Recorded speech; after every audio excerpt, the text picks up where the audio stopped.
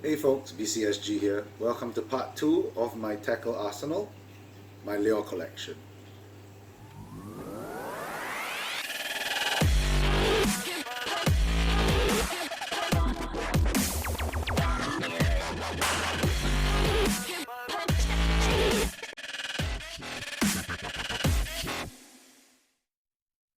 Alright, so what we have here are most of my lures. I would say this is 80% of the lures that I own. The remaining 20% I'm not including them because I don't really use them at all or that often. Alright, so we're going to go from largest to smallest for the main reason that I want to talk about my ultralight lures individually, whereas I'm just going to kind of skim across all of these other lures. Okay, so in this first box right here, we have, let me just get that open real quick. Alright, in this first box, we have the lures that I generally use when I go to Bangkok or when I'm in open waters. You've got the much larger poppers, topwater lures. You've got the swim baits and the girons or the gyrons, however you wanna pronounce that. You've got my buzz baits and my spinner baits. You've got more swim baits here. You've got some in Singapore we call them vibes. I believe in the West you call them rattle traps. Some kind of mid-water divers, some deep divers. You've got my deep diving crankbaits and what have you. So yeah, these lures all tend to be in the 20 grams and above category. It's what I would use on this Bastera right here. Alright, in the next box we have more minnows, more poppers, maybe in the slightly lighter range. Of course, this is a double-sided lure box. Alright, so we've got more topwaters, a few pencils, a couple of swim baits, hard-bodied swim baits. Now these two boxes right here, these two, are what I call my Toman boxes or my snakehead boxes. These are the lures that I would generally use when I'm targeting various snakeheads. In this one, this box right here is organized by purpose. You've got the poppers, the pencils, the topwater pencils. Then you've got all my minnows. There are no deep divers in here. They are all either floating or suspending minnows. And in this box you have my crankbaits, deep diving crankbaits, shallow diving crankbaits, mid-water crankbaits. Let me just open that so you get a better shot. Alright. Yep, so you can see this is pretty much snakehead territory here. Some rattle traps, popper, crankbaits, soft-bodied vibes, hard-bodied vibes, buzz baits, spinner baits, frogs. Alright, that's that for my larger lures. Now I'm going to move on to the ultralight stuff, and let me just get rearranged here so that I can better talk about all of them individually. Alright, so what we have here are the three main boxes of lures that I use whenever I go for a local freshwater fishing session. Let's start with this box right here. So let me get the two out of the way. It's tough to find a good angle where I can ensure that you guys can see the lures. So I hope this turns out well. You know, if not, maybe I'll try to do better next time. Okay, so in this box, what we have are my soft plastics. Soft plastic meaning general like soft minnows, grubs, and such. So just take a look inside. Let me try to see if I can get the angle right. Alright, so on this side we have my K-Tech minnows, the larger 2.5 inch ones. You got the smaller 2-inch ones, and over here you have some really, and I really like this right here. So let me talk about this. Now this is a Savage Gear shrimp or a prawn. I kind of bought this for no other purpose than the fact that I thought that it looked really cool. It really looks like a prawn. I mean, it kind of wiggles like a prawn as well. Maybe one day I'll go down to Pasir Ris Main Pond and try it out. I don't know. I mean, I've heard folks over there actually use prawn or shrimp like lures, and they actually get pretty good hit rates. So maybe I'll bring this down one day and try it. I haven't actually hit a fish on this in freshwater yet, so I just can't, like I said, I just bought it for fun, really, out of amusement. So the K-Tech minnows, one of my favorite minnows to use. Now these minnows are infused with salt. Now what the salt does is it allows them, it affects the buoyancy of the minnow. You inject salt in it, the minnows sink slower than normal as it sinks. The tail is, you see, the tail is really soft. There are some minnows that have a pretty hard tail. So what happens is you got to kind of rip the minnow through the water for it to start swimming. This one, just its subtle sinking action will cause the tail to wiggle. And yeah, so this is one of my favorite soft plastic minnows to use, or shads, whatever you call it. I call it minnows. So yeah. So my two favorite soft plastic minnows by K-Tech. I'll of course link all the different lures and the different minnows, at least the more important ones. I'll link as many as I can in the description below so that you guys can go check them out yourselves. So once again, Savage Gear Shrimp. These right here are little minnows from Oceanic Works. I'm not exactly sure if they have a name, but I just call them Oceanic Works soft plastics. They're all little 2-inch soft plastics. They actually kind of resemble some of the other K-Tech minnows or shads that I see out there, but well, you know what, I generally feel when it comes to this size, it's all about the color, it's all about the action, and this seems to do pretty well for me. So yeah. So right here you've got a few different colors. You've got this kind of glitter green, you've got pure white, and you've got transparent glitter. So yeah, usually what I do when I rig these up is I rig these up on tiny little worm hooks or jig heads. Sometimes I rig them weightless. You know, it really depends on what I'm doing. So anyway, yeah, there's not really that much to talk about when it comes to soft plastics. I mean, we only use soft plastics for that many things, right? So just real quick on the other side, you've got Berkley shads, I think. Honestly, I didn't do a whole lot of prep for this video, so these are from Berkley. I'll put a link in the description below with the actual name of this shad. It's not expensive, it's very effective. As you can see, nice little tail action here. It comes in many different colors. These are my two favorite colors for clear water days and for murky water days. I've caught tons of peacock bass on these little shads right here. Now over here on this side, we have some, I don't even know what these are called either. Once again, I'll put a link in the description below. These pretty much serve the same function as these. It's just that they come rigged up with the hook and the weight out of the box. So it's just easier to clip on and throw in.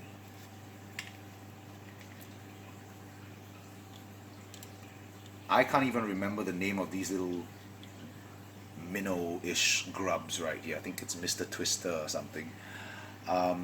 I tend to use this for the really small stuff, the cichlids and other stuff like that. Which same goes for the little grubs. These are Oceanic Works grubs. Nothing special about them. They're just like any other spiral tail wiggly grub. You know, once again, it's convenient to get it from Oceanic Works, so I got it from them. It's worked good so far.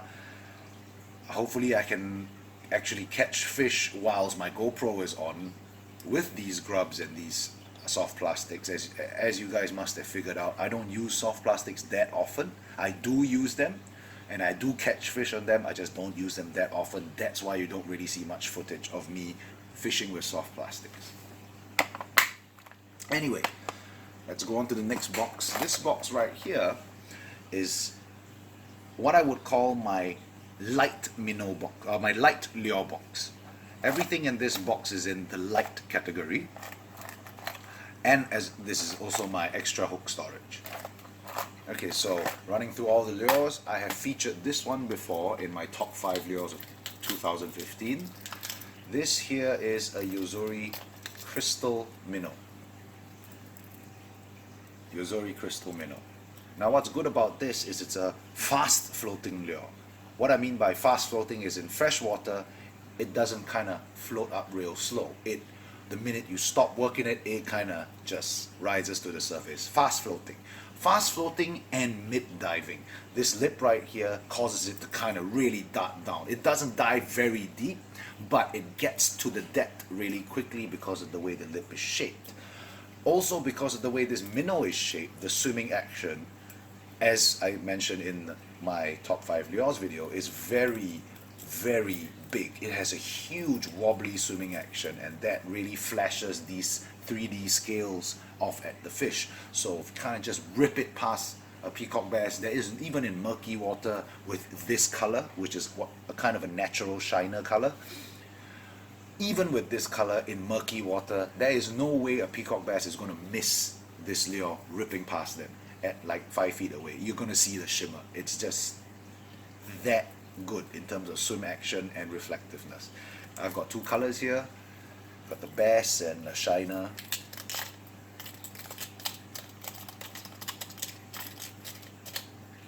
Okay, over here we have my Heddon teeny, I think it's the teeny torpedo. Well, this is just a basic topwater lure with a little prop behind. I like it because it doubles as a popper as well as a prop bait. So nothing really special about it. It works, it catches fish. It's just, quite simply put, it's a popper with multiple functions. That's why I like it. I have this in 3 different sizes. I have the teeny, the tiny, and the baby. I also have the regular Heddon Torpedo, but I use that for other purposes. Alright, on this side, let's see, make sure I get it in view. We've got regular poppers, and this happens to be the Rapala Skitter Pop. It's one of my favorite poppers to use. It is one of the easiest poppers to work. It has a really nice popping action. You can actually walk this popper if you wanted to. You could park the popper at one spot and just kind of pop it in the same spot if you wanted to. It has good weight to it for such a small popper. You can really get it out pretty far on an ultralight setup.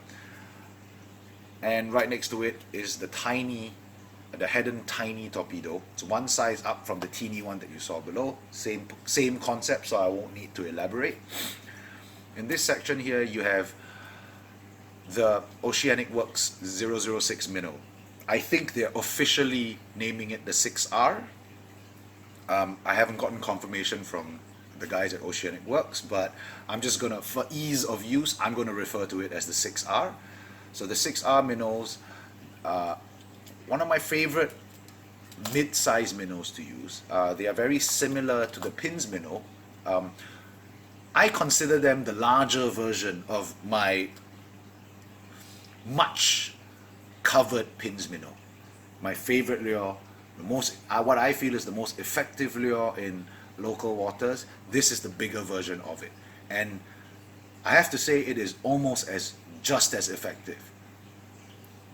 I've used it in all the locations that I would use. I would regularly use my Pins minnow.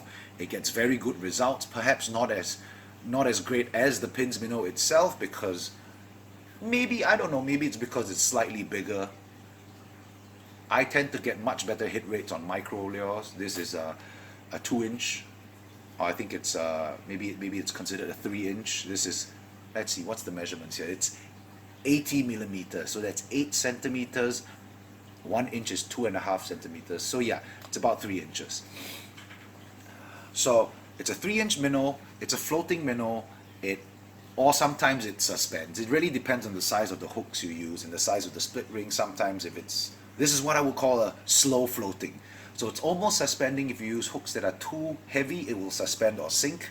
If you use the correct hooks, it'll float really slowly.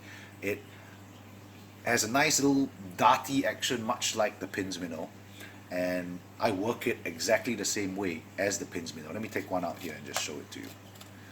Alright, they come in a variety of colors. You've got this is my favorite color right here. From the stock list in Oceanic Works, this doesn't seem to be a very popular color. I've never had issues acquiring this color. I can't understand why this, just logically, this is such a good color. It's partially translucent, it's red to the back, and it's yellow in front. Now this could pass off as a domestic kind of bait fish because it is translucent. So it could pass off as in murky water as a natural colored fish. It has red at the back, so it could pass off as a snakehead fry. And yeah, I can't see why you wouldn't pick this color up. But anyway, I'm just basing this on the fact that this color is always in stock and other colors tend to run out of stock faster. So anyone getting the 6R minnow, I would really recommend, if they have stock of this color, or if I haven't bought it out yet, go buy some of this color. It's my favorite color. Of course, you have other colors like hot pink and white, which, if you watch my videos, you know that my personal claim is that the fish in Singapore tend to prefer pink over most other bright colors being yellow, neon green, whatever. Hot pink seems to get me more hits than any other bright color. And then of course you have the understandably most popular color, which is always out of stock, this color right here, because this is the most natural color they have. So logically, good choice if you think this is the best color to buy. From my experience, it is second best next to the yellow and red translucent one. Okay, moving on to the next section here. This would be my Rapala ultralight minnows. They come in two sizes. I have both sizes. In fact, they might come in more sizes than two. Well, anyway, this is the 06. I have the 04s in my smaller box that I'll show you later. Once again, this is the Rapala ultralight minnow. It is a suspending minnow. Once again, depending on the hooks you have equipped, if you use hooks that are a bit too thick, a bit too heavy, it'll sink. If you use hooks that are a bit too light or too small, it tends to float, but generally it's a suspending lure. Once again, I think I spoke about this in a previous video, maybe even in my top 5 video. It is a really good lure. I have it in 3 or 4 different colors. It's a good swim action. It has a little magnet inside, so the purpose of the magnet is the weight transfer when you cast it, so it casts really far. It keeps the lure flying straight. That's really important. So the magnet shifts from the front to the back as you cast it. Having the weight at the back keeps the lure straight when it flies. So it doesn't do this. It doesn't tumble through the air. And that's very important for aerodynamics, to getting the lure as far as possible. Alright. Now in this last section right here are some Japanese lures that I'm not going to talk about today because I haven't used them yet. So we're going to skip over them entirely. I'll revisit them when I've actually tried them out. Okay, last box, and this is arguably the box that I use the most often. So I'm going to spend the most time talking about this box. We'll start from this side. On this side of the box, you generally have my vibes, my topwaters, and my flies. Oh yeah, and some jigs as well. So let's get right to it. First section right here, my favorite pencil. I think I mentioned it a couple of times. This is the Jackall Chubby pencil. There. It is small. I think it's 55 millimeters. It has good weight to it, very good weight, very castable. This thing casts like a bullet. It is brainless to work. There are some pencils out there that are really difficult to work. What I mean by difficult to work, for floating pencils, you want to get that walk the dog action. There are some pencils out there that are actually pretty tough to get it to walk. You know, no matter how much you twitch, it just kind of gets all retarded on you. So this Chubby pencil walks like a dream. All you need to do is just wave the rod tip as you're retrieving, and it'll snake its way back to you. So I have it in 3 different colors. I've got a natural bass green kind of thing. I've got the white pink as usual, and I've got a silver, black, and purple. I've caught fish on all three colors. There doesn't seem to be a preference in color when it comes to topwater lures, so at least in my experience. So yeah. Next up we have my Bear King vibes. I have tons of these in addition to the Storm Gomoku vibes. All of these vibes here I use for one purpose: fishing at Pandan Reservoir. I don't use the vibes for any other place except Pandan because frankly, terrain wise and location wise, there are not many other places that would support this kind of vertical jigging style of fishing in freshwater. So a very good vibe, very productive at Pandan. I've made quite a few videos showcasing these vibes, this vibe and the Gomoku vibe, which I have.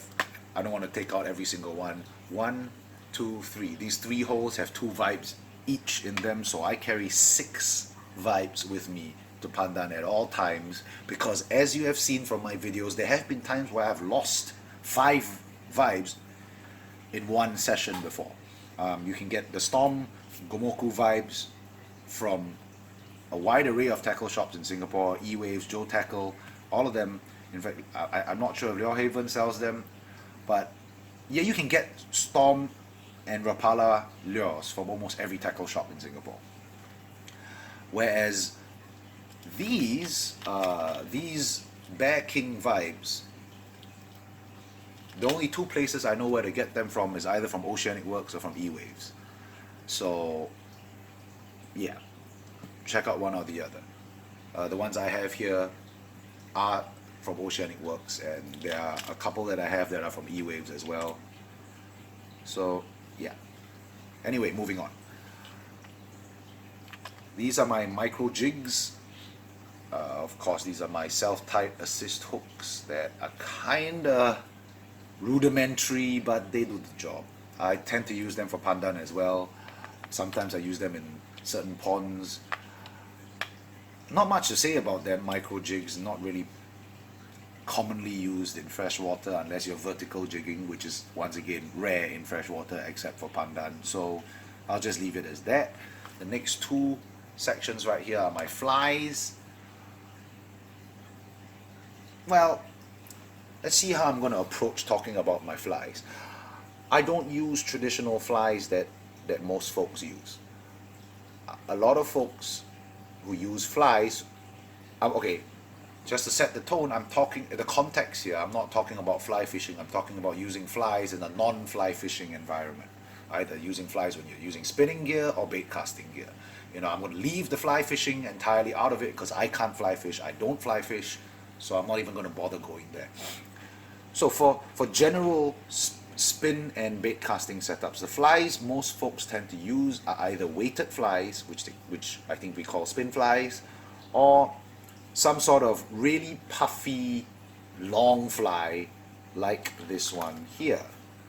This is an Oceanic Works fly, and I have it tied on to a flutter jig, a micro flutter jig.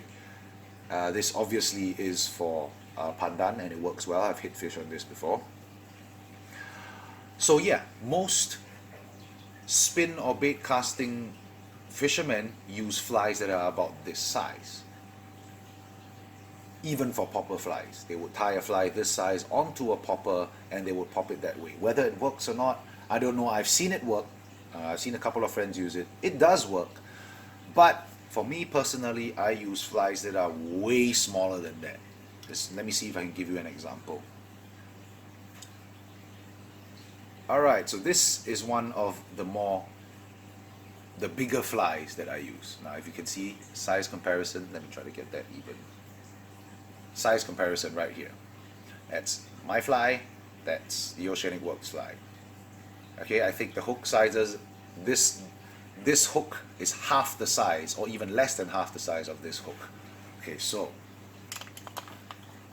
these are typically the size of flies that I use when I use a popper fly. Almost all the flies I have in here are that size.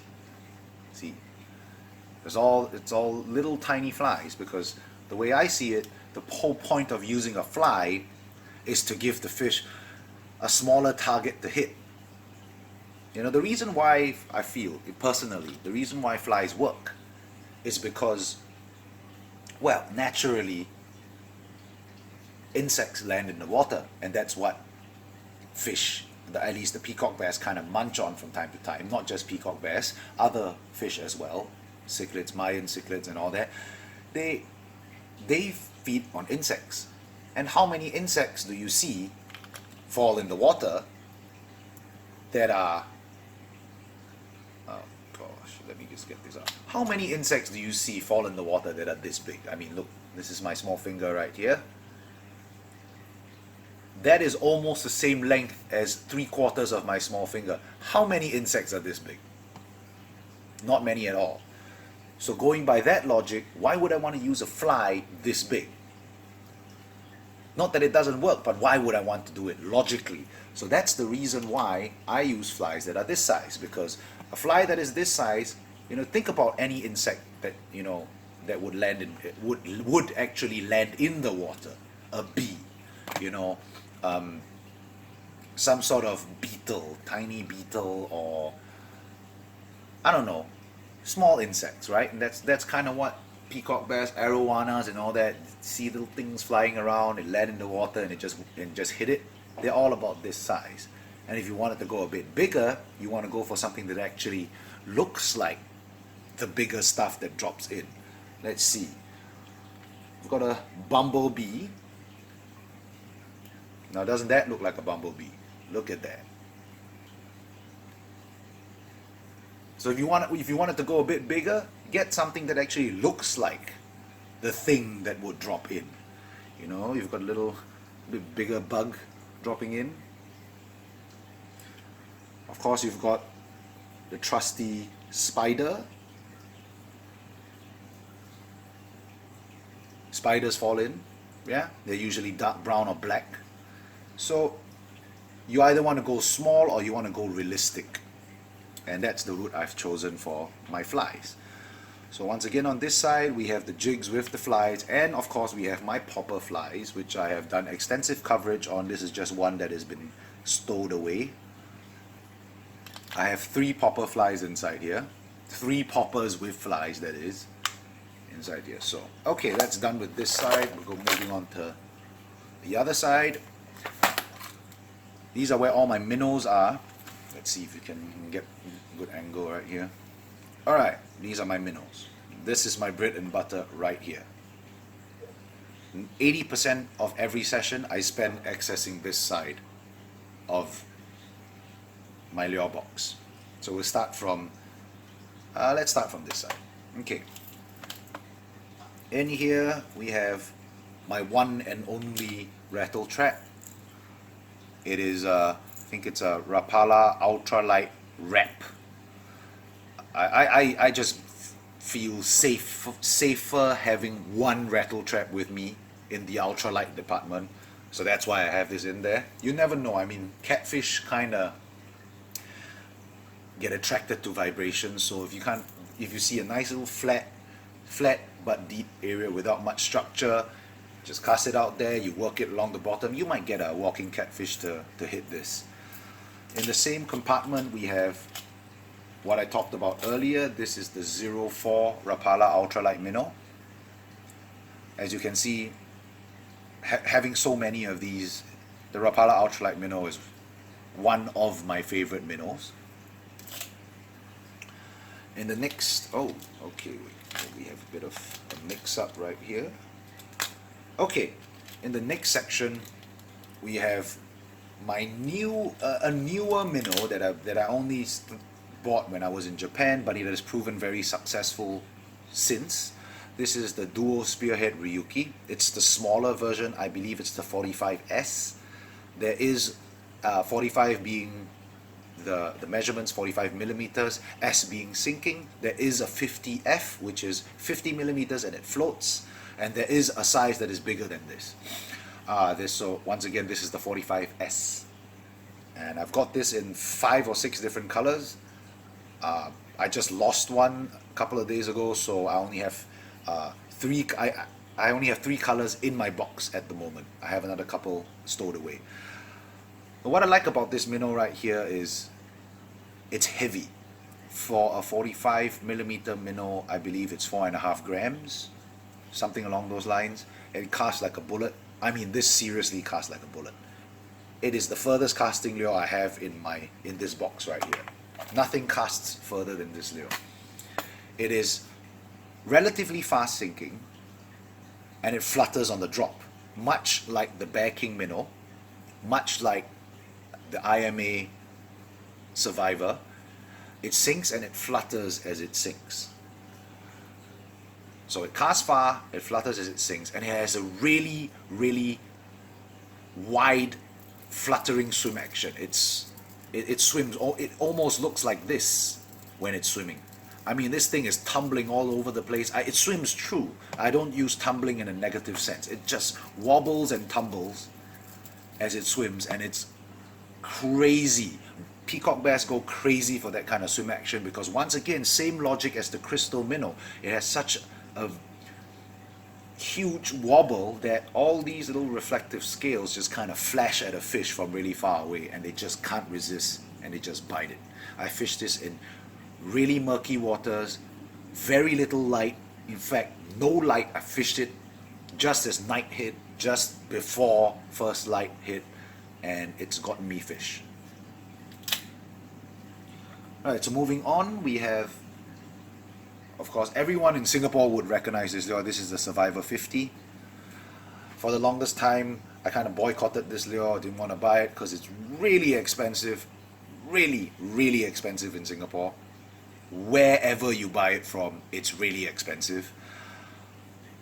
But I guess many would argue that it's worth the price. It is a very heavy lure for a 50mm lure. It casts like a bullet because of the weight. It's a fast sinking minnow that flutters on the drop. All in all, yeah, it catches fish.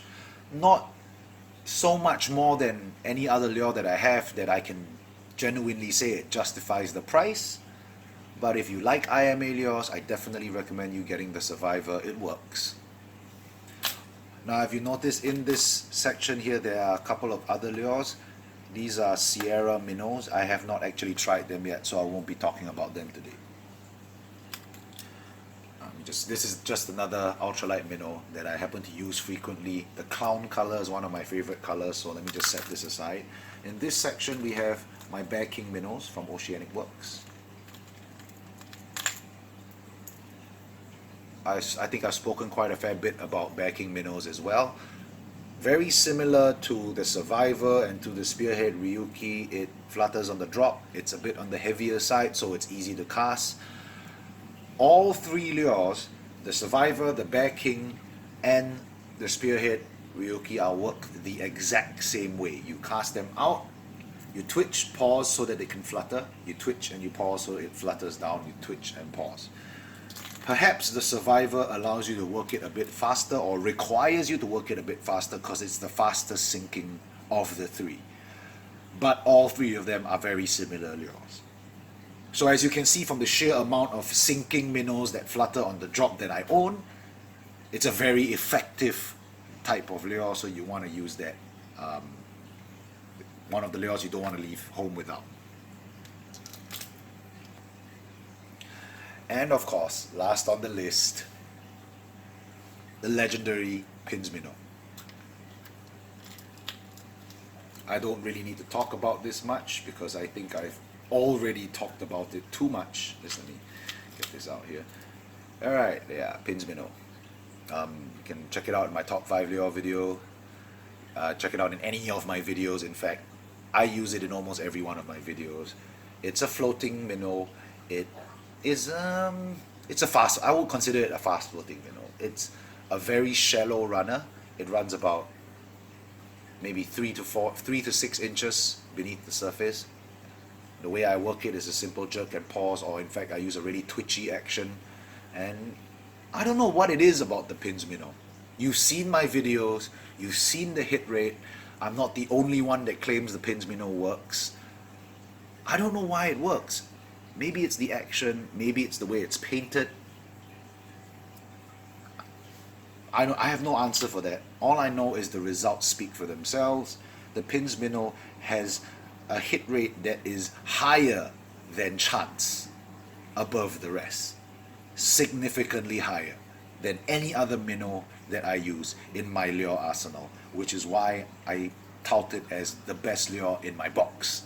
So it can't be gotten locally, or at least any available stock that is local has been bought out. Not necessarily by me, but trust me, I would know if they're stocked locally or not. And at the moment, there's none. No tackle shops bring in the Pins Minnow. So any tackle shop owners, if you guys are watching this video, please bring in some Yozuri Pins Minnows in the smaller size. I think this is the 2-inch minnow. Please bring in some. I'll rush right over. I'll buy whatever you have and leave everybody else with nothing, because I'm selfish like that. No, I'm just kidding. Just kidding. Alright, so that's it for my lure arsenal video. I hope that I covered everything that you guys wanted to hear about. I know that there were a few guys who were really waiting for this video to come out, and I hope I didn't disappoint you. I hope you got to get a really in-depth look at all the lures that I use in local waters. I hope that quick skim over my larger lures was enough. If you feel that you want me to elaborate more on those, drop me a message on Facebook, put it in the comments below. I'll gladly make another video and talk about them a bit more. So otherwise, if you like this video, give me a thumbs up. If you didn't like it, give me a thumbs down. If you have any questions, PM me, put it in the comment section below. If you learned something, once again, share my videos with your friends. Your sharing really does help me. And of course, subscribing does too. So till the next video, tight lines guys.